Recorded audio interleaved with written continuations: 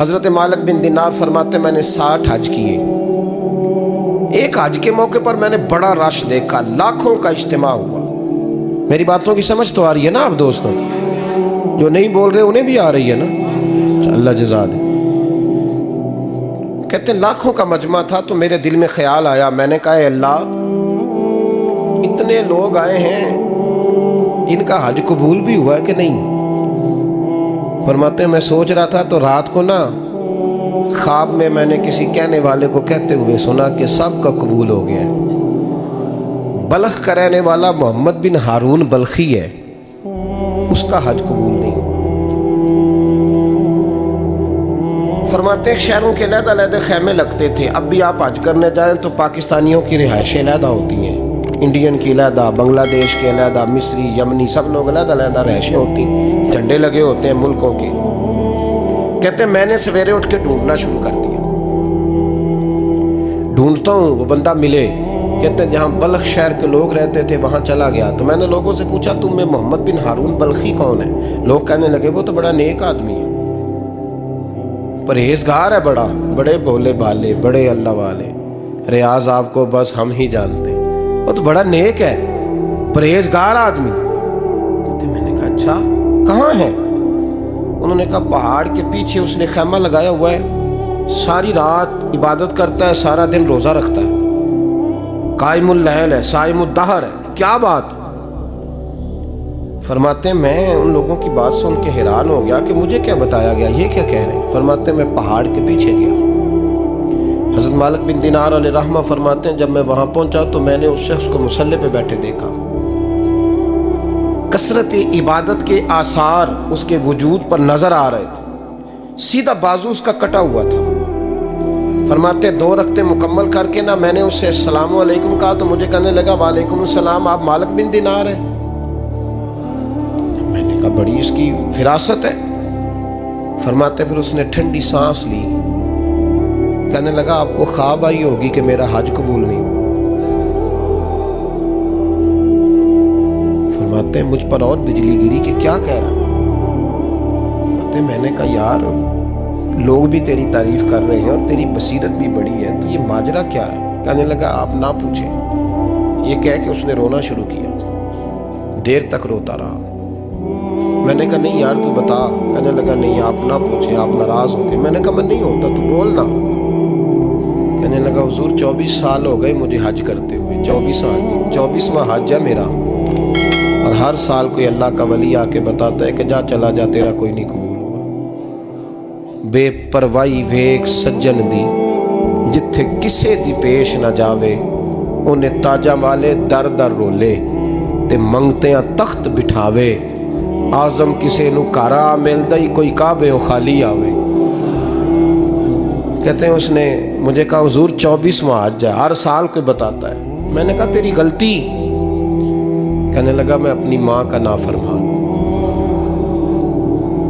میں نے کہا واقعہ کیا ہوا؟ کہنے لگا حضرت اللہ نے مجھے دولت دی، مال دیا، زمینیں دی تو میں عیاش ہو گیا. امام مالک بن دینار رحمۃ اللہ علیہ فرماتے ہیں مجھ سے کہنے لگا پیسے آئے تو میں عیاش ہو گیا. رمضان کا مہینہ تھا، عصر کے بعد میری اماں افطاری کی تیاری کر رہی تھی. میں گیا، میں نے کہا شراب پی ہوئی، اماں روٹی دے. تو اماں کہنے لگی شرم کر، شرم کر، روزہ رکھا نہیں تو جنہوں نے رکھا ہے ان کا تو خیال کر. کہتے اماں کی بات کا مجھے غصہ لگا. میں کہا کرتا ہوں بد نصیب ہے وہ بیٹا جس کا باپ اس سے بات کرتے ہوئے ڈرتا ہے کہ پتہ نہیں کہاں سے بولے گا. بد نصیب نہیں وہ بیٹا جس کی ماں اس سے بات کرتے ہوئے سہم جاتی ہے کہ پتہ نہیں کون سی بولی بولے گا. بد نصیب نہیں کہ ماں باپ بھی جس سے کھول کے بات نہ کر سکے. حضرت مالک بن دینار سے کہنے لگا اماں نے جب کہا نا شرم کر تو مجھے غصہ آیا. میں نے ماں کو تھپڑ مارا اور میری ماں جلتے ہوئے تندور میں گری. لوگوں نے مجھے پکڑ کے اندر بند کر دیا کمرے میں.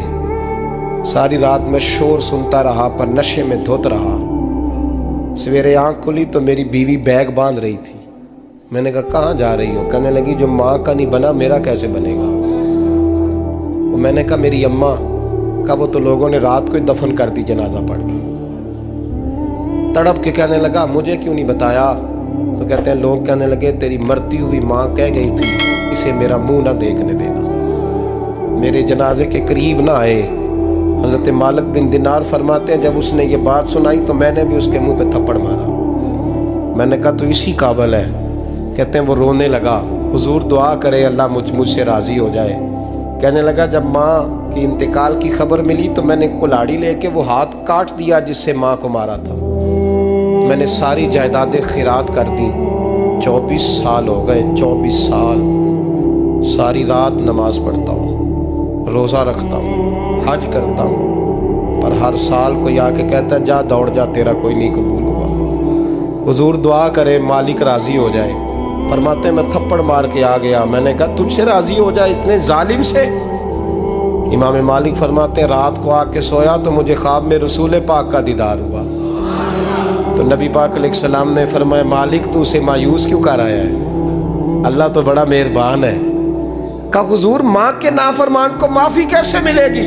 تو امام مالک فرمانے لگے نبی کریم نے فرمایا جا اسے جا کے بتا دے تجھے قیامت میں تیری ماں کی وجہ سے بخش دیا جائے گا۔ کہا حضور اماں کی وجہ سے کس طرح؟ تو محبوب فرمانے لگے اس کی ماں قیامت میں اس کے خلاف مقدمہ دائر کرے گی رب کریم کی عدالت میں، اے اللہ میں نے 9 ماہ پیٹ میں رکھا، درد سہ کے اسے جنا، جگر کا خون پلا کے پالا اور اسی نے مجھے قتل کیا۔ رب کریم اس کی ماں کا مقدمہ سن کے کہے گا اٹھاؤ اس کو دوزخ میں پھینکو، اس نے ماں جلائی تھی اسے بھی جلاؤ۔ محبوب فرمانے لگے جب پکڑ کر کے مالک اس کو محمد بن ہارون کو لوگ لے جائیں گے نا جہنم کی طرف، ابھی فرشتے گھسیٹیں گے ہی تو پلٹ کے پھر اماں کی طرف دیکھے گا اور دوسری دفعہ پھر گھسیٹیں گے تو پلٹ کے دیکھے گا اور تیسری دفعہ پھر پلٹ کے کہے گا اماں یہ مجھے جلانے لگے، اماں یہ جہنم میں پھینکنے لگے۔ میرے حبیب فرمانے لگے وہ جل کے مرنے والی ماں وہاں بھی بول پڑے گی، کہے گی یا اللہ چل میں نے معاف کیا تو بھی معاف کر دے، اے اللہ میں نے معاف کیا تو بھی معاف کر دے، اللہ تو معاف کر دے اسے۔